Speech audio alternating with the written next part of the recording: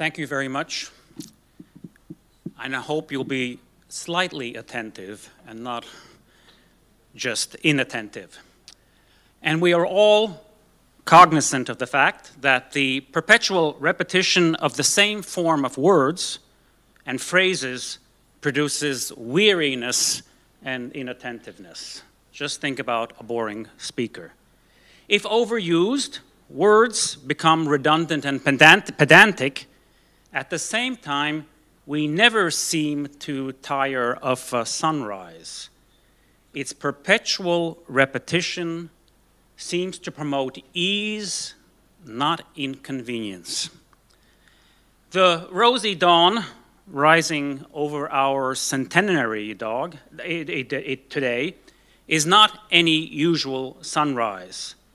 The soleketis of Čiurlionis will serve a threefold purpose here today. Firstly, it will signify that I intend to gaze into the future with promise and confidence, despite the negative connotations which a term such as inattentiveness in my title may have conjured.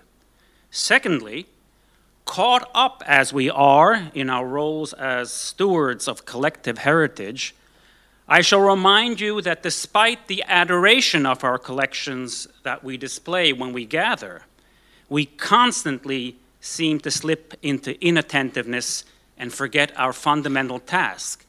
That is, to explain how abstract notions manifest themselves in something concrete and real. Our holdings are nothing other than the objectification of something abstract. And thirdly, inattentiveness sets in when we forget that the concrete items in our collections are not voiceless objects, but vibrant conversational partners. And intellectually taking possession of them involves more than systematizing, cataloging, redescribing, tagging, or labeling for subsequent processing and retrieval. Instead, we are called to appreciate, appropriate, and make the collections our own. Čiurlionis is a wonderful icon for us today. His life story and legacy illuminate our efforts to make sense of the nature and role of the national for memory institutions in Northern Europe. His biography is typical for the region and one in which a number of topographies intermeshed: physical, cultural, social, and linguistic. His lifespan corresponds to an extremely volatile and tumultuous period in the region, as we heard, one in which not only political borders and systems underwent rapid change, but one in which traditions and aesthetic sensibilities underwent profound transitions. Two aspects are of particular importance: the personal identity journey that Čiurlionis himself undertook, and which frequently took place almost completely divorced from his role in the development of the European avant-garde. Secondly, materiality, and the materiality of the sunrise before our eyes, a pastel on paper. From a preservation standpoint, the frailest and most vulnerable materiality, renders this sunrise for all practical purposes untransportable and thus accessible only in other mediums, as here.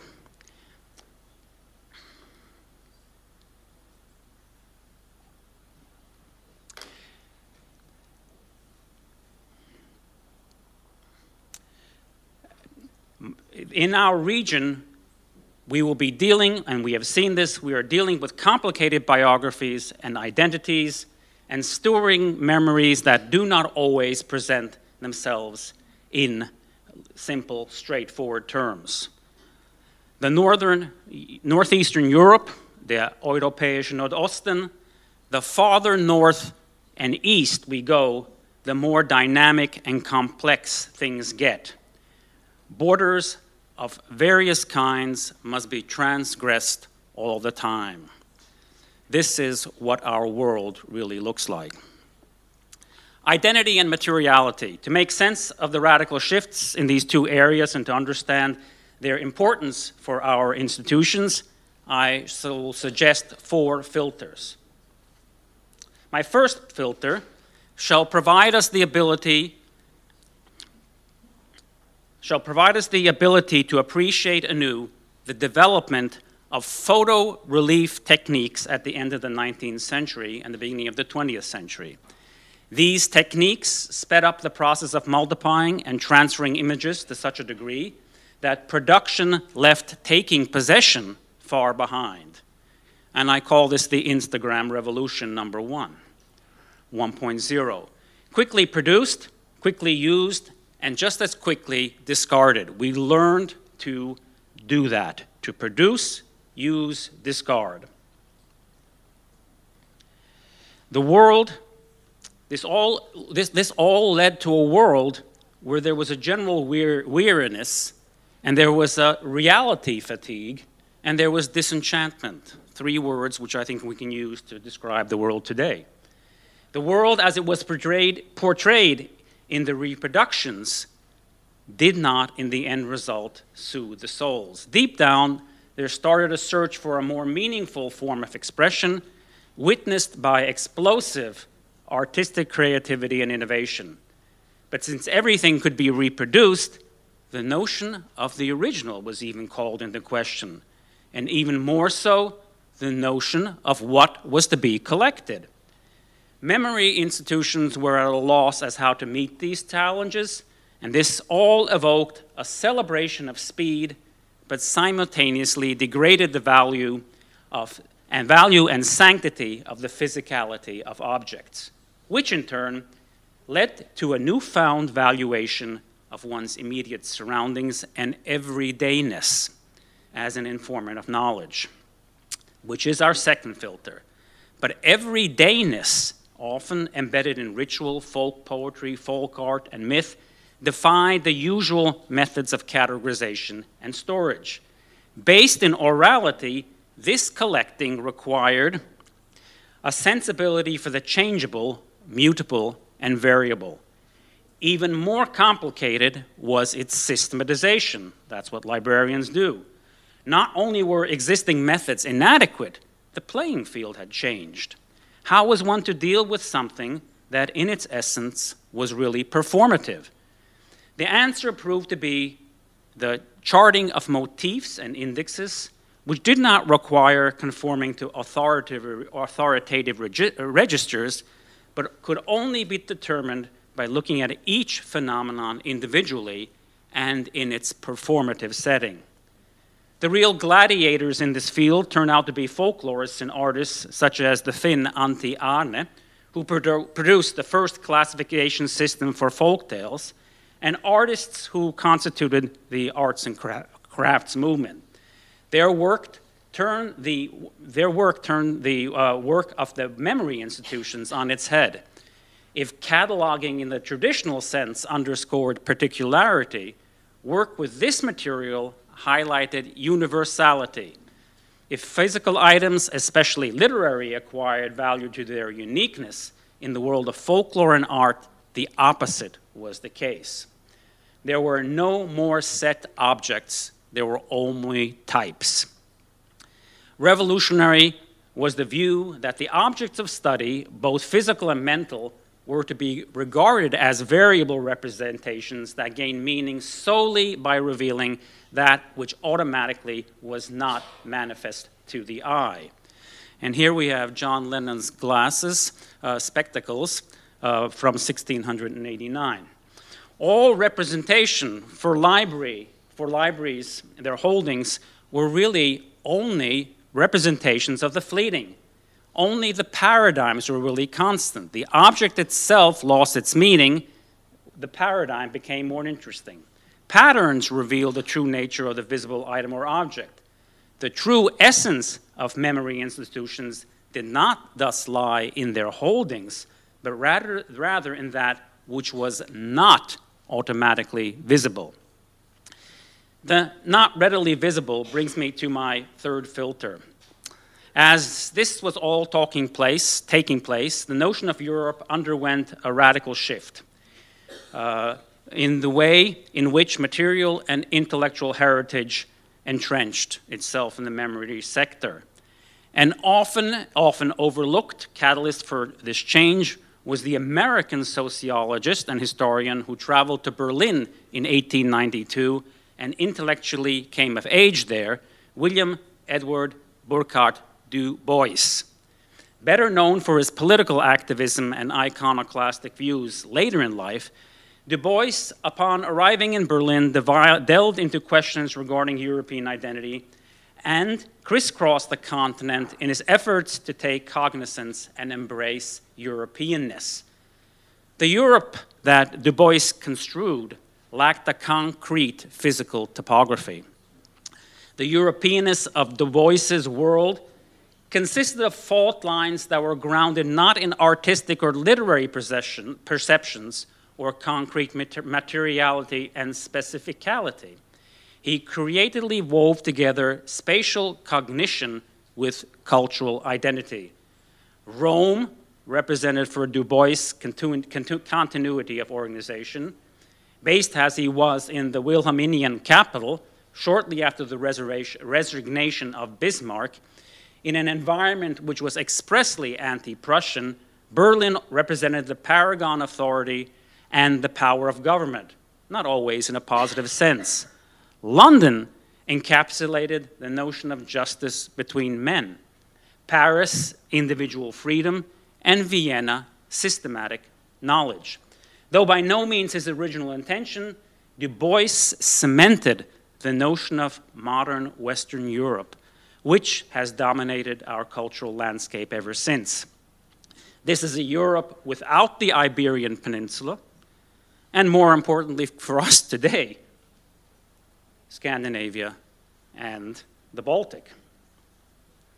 In some ways, this image has become true.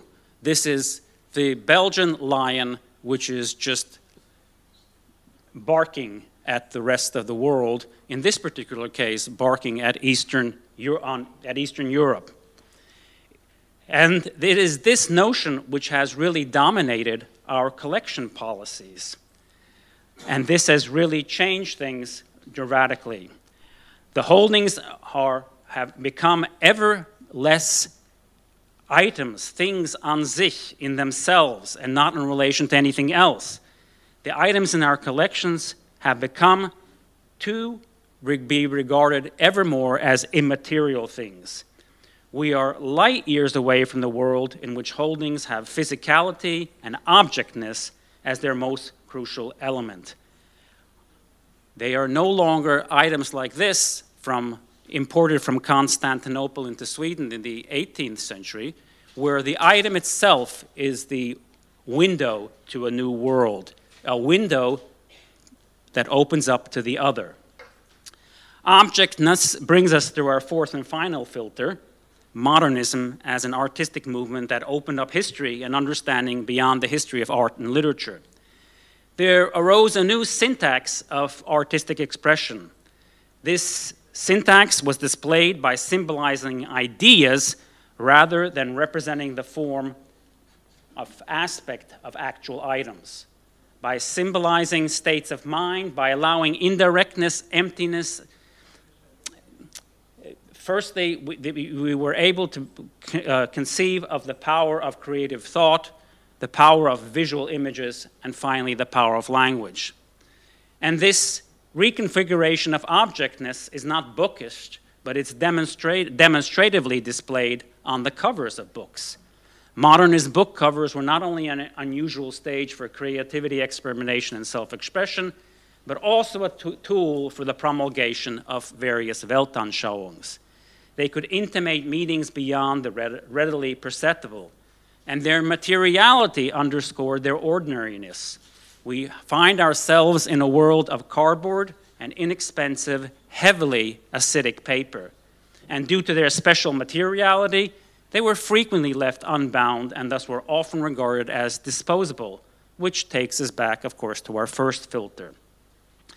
The Eastern Shore of the Baltic, due to its shifting mental topographies and seemingly constant turbulence, was characterized by borderless figures and transitions with interdependency and entanglement and lacking symmetry, what we see here. The covers were very communicative. Their goal was not the transfer of information, but rather the meeting itself, the dialogue, the conversation. In this regard, the covers strongly reflected the traditions of orality, immediate and participatory, lively and spontaneous. The covers on the western shore, that is in Scandinavia we would say, were much more codified, using set type instead of the brush or pencil. Frequently conceived as windows, they led us not into a reality of intentional emptiness. They led us not into a reality of intentional emptiness. Structures were more important than the content. Isn't this what characterizes Scandinavian world today? Emptiness, as we see here, creates chaos and entanglement. But by clearly defining borders, a sense of order can be upheld. The title page is the arena for replacing the natural and pristine with a new type of nature 2.0, best represented by the yellow and blue four-letter word greeting us as we land in Vilnius from above at the airport, the four letters IKEA. 100 years ago, the Baltic was drifting apart, the Baltic as a region with both shores. The search for new identities and meanings in the East, through the process of agglomeration, assemblage without assimilation, explosive and laced with creativity, but with extraordinary sustainability in difficult and pressing circumstances. On the Western shore, a concentration on structure and cohesion can be seen, and both paths are extremely innovative, representing seemingly contradistinct natures. Both claim to be natural, but one finding meaning in unadulterated naturalness, the other in a retooled and reimagined nature, replacing nature as it is with a manufactured one that is more natural than nature itself. And that's the key behind IKEA's success story. Yet, here we are to celebrate the 100th anniversary of the library, and we are all basically reciting in unison the litany of open access, the litany of digitization, of metadata, of labs, of democratic values, of big data, to a point of utter weariness and forgetfulness. And through our inattentiveness, possibly even our idolatry, have we not neglected the fundamental message of the paradigm shifts I have outlined? On the one hand, the moral imperative to change the world, not only standardize it, and secondly, second task, to heal. And that is really what we are really here to do. We are here to heal, and this healing does not take place only by reciting a litany. As a counterpoint to Corleone's sunrise, I shall tie things together with dusk in Stockholm by the hand of the Swedish modernist Eugen Jansson, same year as Corleone's painting. And I will add a slight soundbite to show the direction in which we have to go. And I dare to express this soundbite in my native Latvian. Dziediet ļaudis vakarai, ai vakarā, vakarai tālu skan, ai tālu skan, Let us raise our voices in song at eventide, as voices carry far in the chill of dark. Sveši ļaudis klausījāsi, ai klausījās, cepurītes noņemuši, ai noņemuši. Strangers, upon hearing our song, raise their hats in recognition of one another. Should not our library missions cause strangers to raise their hats? If we do not heed this call, we will all inadvertently end up in this Europe once again, as portrayed in a Swedish map from 1934, where every single prejudice imaginable about European nations is assembled on one sheet of paper. Thank you for your attention.